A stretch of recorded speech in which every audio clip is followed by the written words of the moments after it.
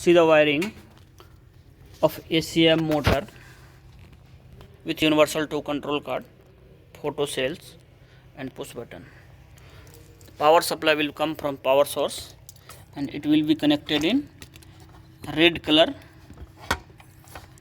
connector 230 volt AC, phase and neutral.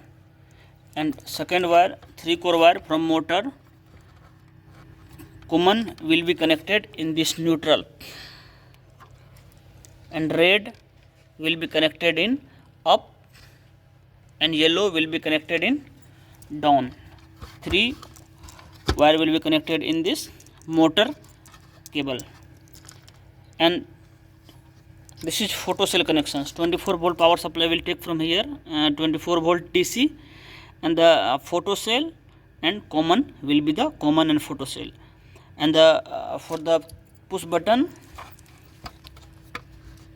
common will be the common and the putter will be the NO command for photocell.